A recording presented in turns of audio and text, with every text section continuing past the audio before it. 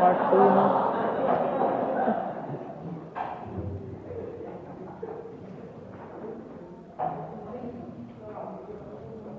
कहाँ तक काम किया लास्ट, वो बता दो। तुम लोगों ने कुछ काम किया क्या?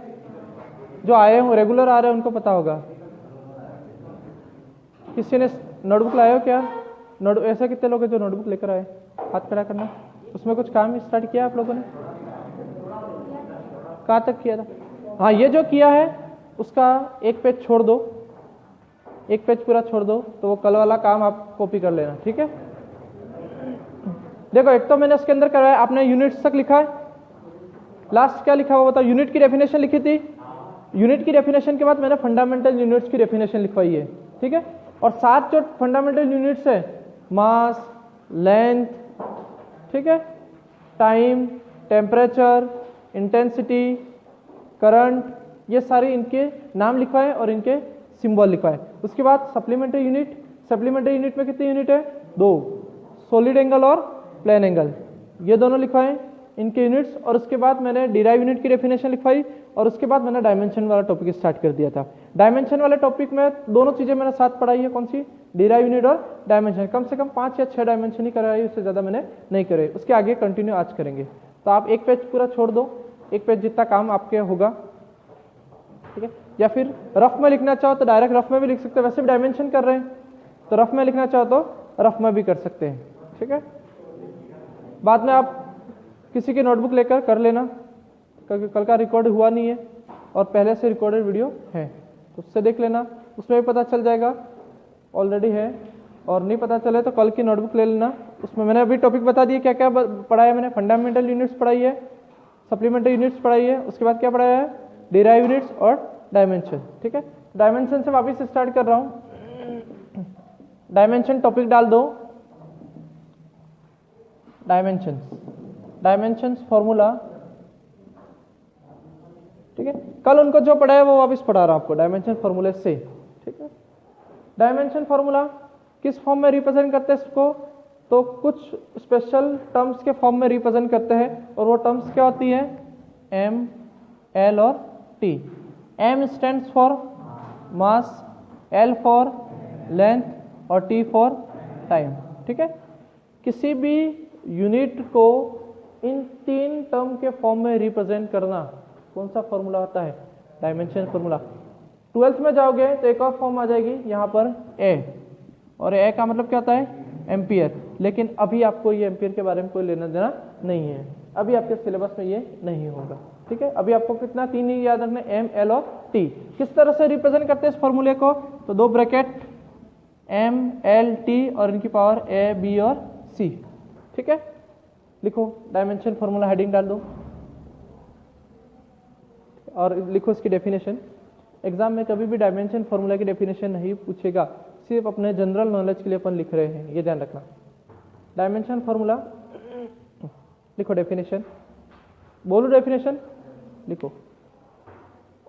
The unit of all physical quantity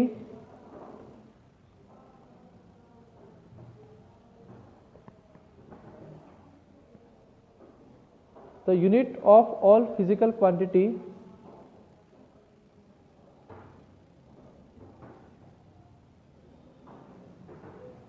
unit of all physical quantity represented by the unit of all physical quantity represented by maths वाले बायो वाले बायो, ठीक है? represented by special terms represented by special terms capital M, capital L and capital T, represented by special terms capital M, capital L and capital T, with exponent A, B and C, with exponent A, B and C is known as dimension formula. With exponent A, B and C is known as dimension formula, is known as dimension formula, ठीक है? It is represented by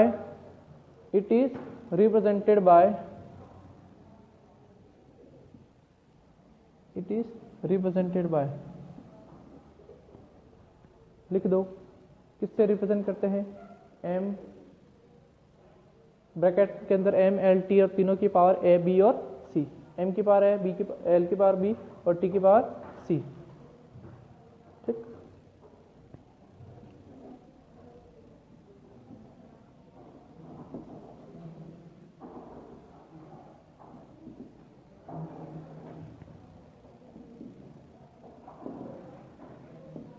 आप देखो इसमें दो चीजें clear होगी, derive unit बनाना भी सीख लोगे और डिराइव यूनिट से क्या बनाना सीख लोगे, डायमेंशन। तो तीनों कॉलम बना दो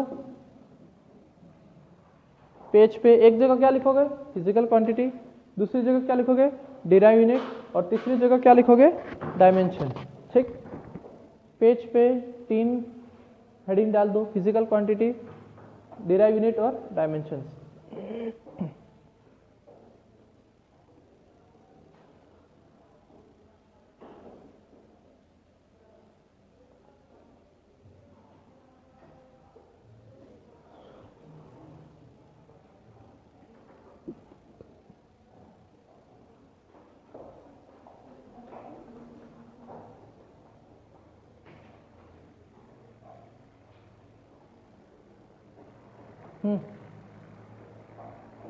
बना लिया। एक चीज ध्यान रखना, कल जो क्लास थी उसमें एक चीज एक्स्ट्रा मैंने बताई थी, जैसे सप्लीमेंट्री यूनिट्स तो पता है आपको कौन कौन सी होती है, प्लेन एंगल और सॉलिड एंगल, ये पता है। ठीक है, एक तो होता है प्लेन एंगल, दूसरा कौन सा एंगल होता है, सॉलिड एंगल। ठीक है, एक तो होता है प्लेन एंगल और सेकेंड होता है सॉलिड एंगल। ठीक है, अब ये बताओ सर्कल के अंदर एक कंप्लीट एंगल कितने रेडियन का होता है, 2 पाई, और स्फेयर में 4 पाई। ठीक है, अब ये बताओ सर्कल के अंदर जो एंगल बनता है वो कौन सा होता है, सॉलिड के प्लेन, सर्कल के अंदर जो एंगल बनता है वो कौन सा होता है, प्लेन एंगल।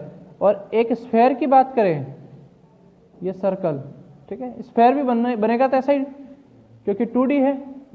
ठीक है, स्फेयर होता 3D है, लेकिन अपने पास डायमेंशन कितने हैं, 2D डायमेंशन है। ठीक है, तो इसी तरह सर्कल की तरह दिखेगा, लेकिन है क्या, स्फेयर। अब स्फेयर के अंदर जो एंगल बनता है वो कौन सा एंगल होता है, सॉलिड एंगल, ध्यान रखना। ठीक है, सर्कल के अंदर जो एंगल होता है वो कौन सा होता है, प्लेन एंगल, और स्फेयर के अंदर जो एंगल बनता है वो कौन सा एंगल होता है, सॉलिड एंगल। ये वाला एंगल कौन सा होगा, सॉलिड एंगल। और यहाँ पर ये जो एंगल है वो कौन सा एंगल होगा, प्लेन एंगल, ध्यान रखना। ठीक है, इसके अंदर पूरा कंप्लीट ये एंगल कितने डिग्री का होता है, 4 पाई रेडियन का होता है, और यहाँ पर ये पूरा एंगल कितने का होता है, 2 पाई रेडियन। ठीक है, ये चीज ध्यान रखना, मैंने एक्स्ट्रा बताई थी। ठीक है, चलो अब वापस आ जाओ अपने यहाँ पर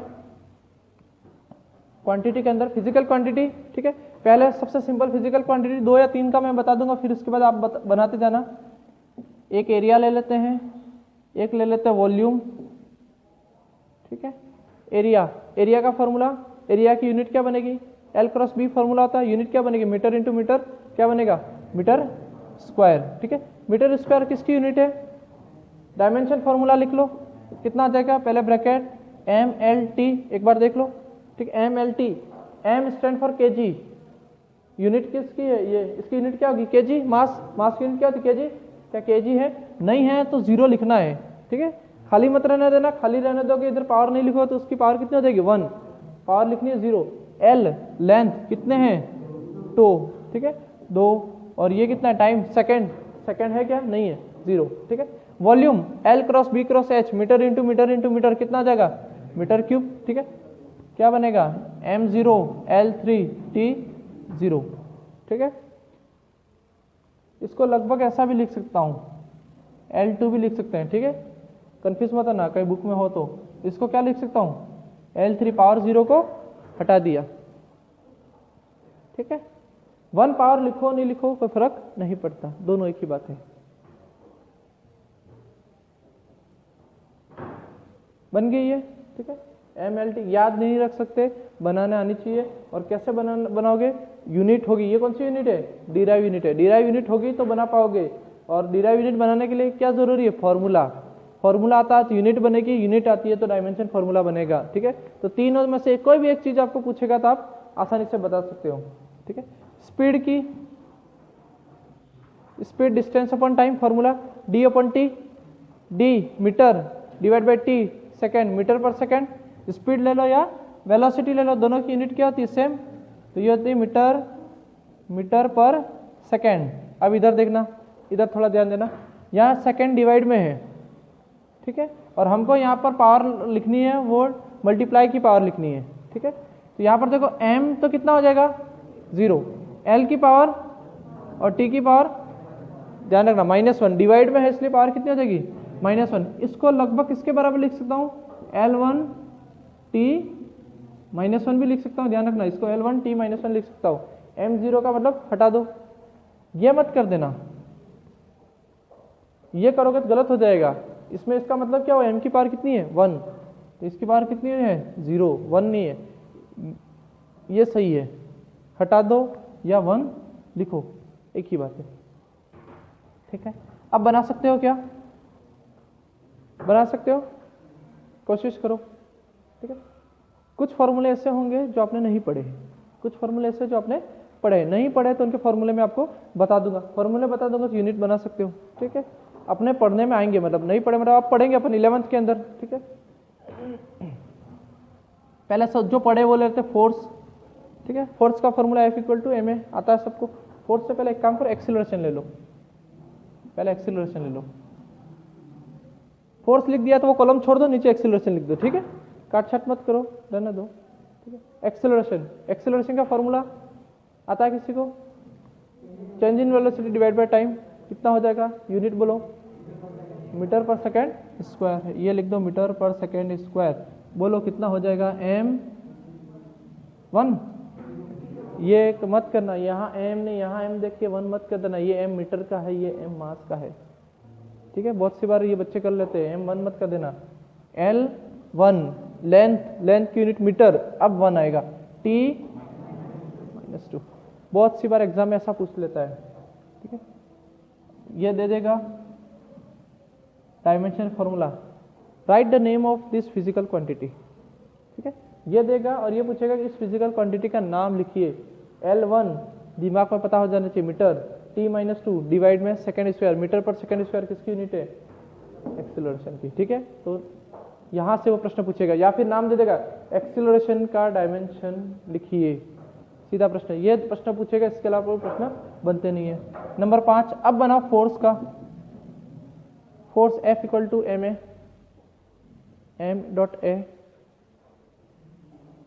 F = ma, बन जाएगा, बन गया, पहले से रेडी होगा, ठीक है। ma फोर्स की यूनिट क्या होती है, हाँ न्यूटन होती है, लेकिन न्यूटन को अपन क्या लिख सकते हैं, F = होता है ma मास kg, एक्सेलरेशन मीटर पर सेकेंड स्क्वायर, इसकी डायमेंशन बनाओ kg, अब m1 होगा, ठीक है, मीटर L1 पर सेकेंड स्क्वायर t -2, ठीक। बढ़े आगे, वर्क, हाँ जूल, जूल किसके बराबर होता है, याद करो, लिखो, W = F.S, newton into metre, newton किसके बराबर होता है, ये रहा, कुछ नहीं करना है, इसमें 1 मीटर और बढ़ा दो, kg metre square second square, ये न्यूटन के बराबर होता है और ये जूल के बराबर होता है, ठीक है। ये किसके बराबर होता है, जूल के बराबर होता है। डायमेंशन बन जाएगी, बनाओ, बन जाएगी, तो m L T -2, ठीक है, यहाँ कंफ्यूज मत करना।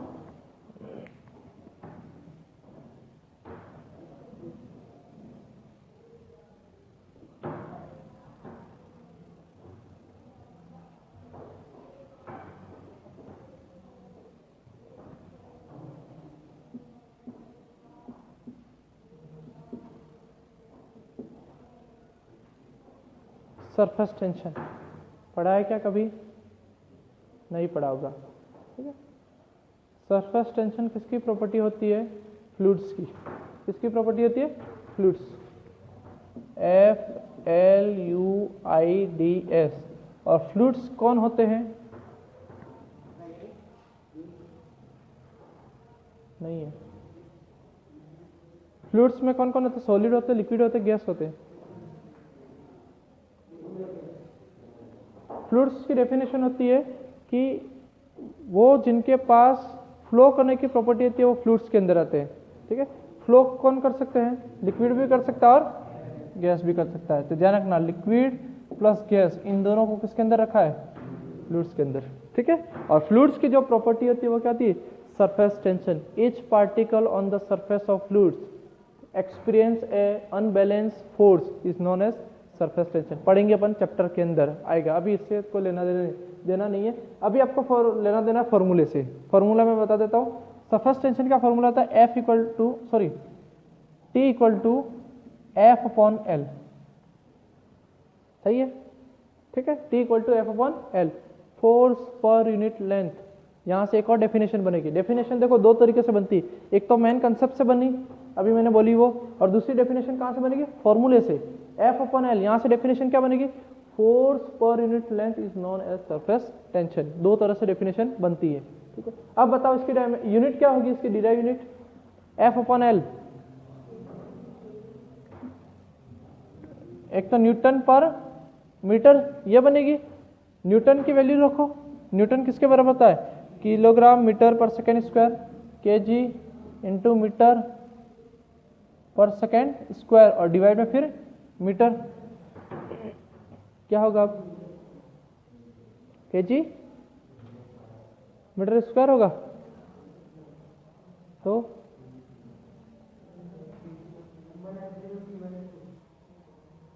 मीटर से मीटर कैंसिल हो जाएगा, स्क्वायर कैसे होगा? मीटर से मीटर कैंसिल, तो क्या बचा?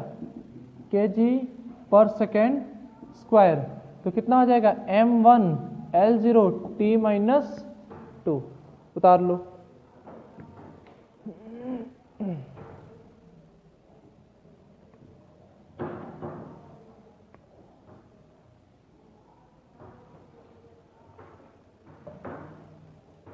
Number 8, pressure.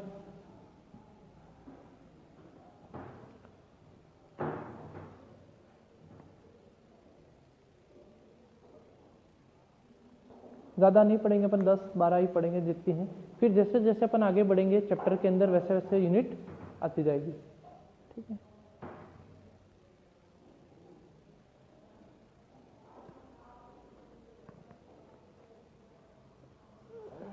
प्रेशर, किसी को फॉर्मूला याद है प्रेशर का?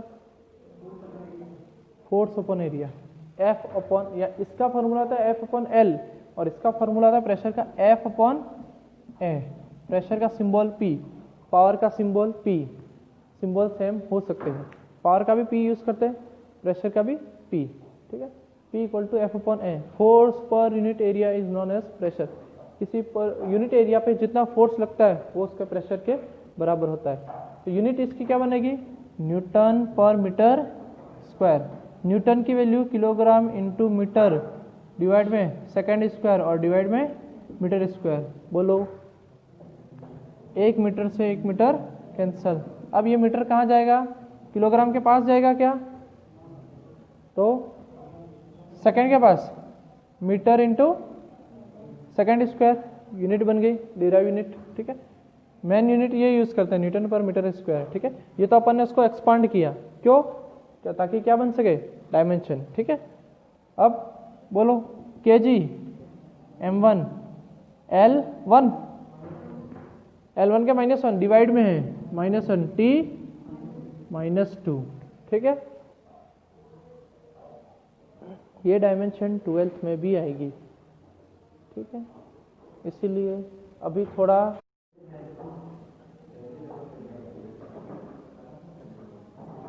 ठीक है, हाँ 2-3 पढ़े हैं इसलिए बन हो गया वो। नेक्स्ट 10वां लिखो, 4 मिनट का बन जाएगा अभी भी।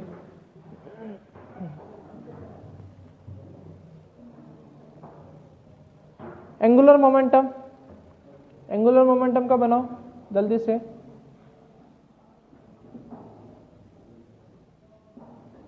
L equal to M V R, ठीक है, L equal to M V R, mass, velocity और R का मतलब रेडियस, ठीक है, R का मतलब रेडियस, रेडियस किस में होगी, मीटर में, ठीक है, तो L equal to M V R, mass kg, velocity metre पर सेकेंड, इंटू रेडियस किस में होगी, मीटर में, ठीक है, तो किलोग्राम मीटर स्क्वायर पर सेकेंड कितना होगा, very good, m1 L2 t minus one, -2 मत कर देना, बहुत सी बार बोलने में मीटर पर सेकेंड स्क्वायर यही आता है, तो स्क्वायर भी हो जाता है कभी कभार, तो ध्यान रखना मीटर पर सेकेंड नहीं है, ठीक है। उसके बाद ग्रेविटेशनल एक्सेलरेशन, ये तुमको खुद को बनानी है, ग्रेविटेशनल एक्सेलरेशन कैपिटल G, और इसका फॉर्मूला आता है F equal to G m1 m2 upon R square, ठीक है, बनाओ, इसकी सेल्फ खुद बनानी है, फॉर्मूला मैंने बता दिया है, यूनिट खुद बनाओ,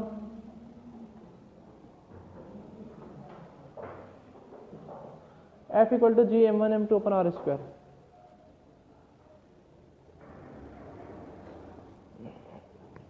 ये खुद बनानी है,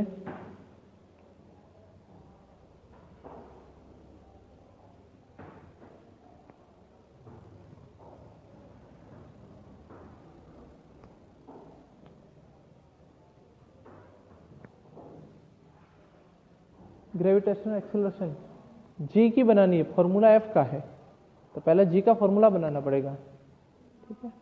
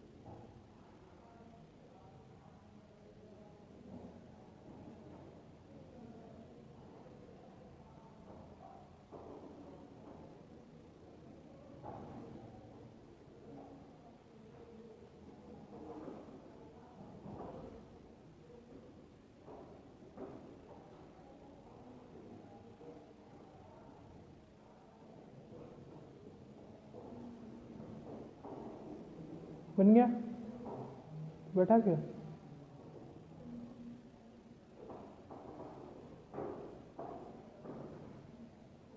कब तक ऐसा करेगा, नहीं आता ये, कोशिश तो कर, कोई थोड़ा बहुत तो पेन चला,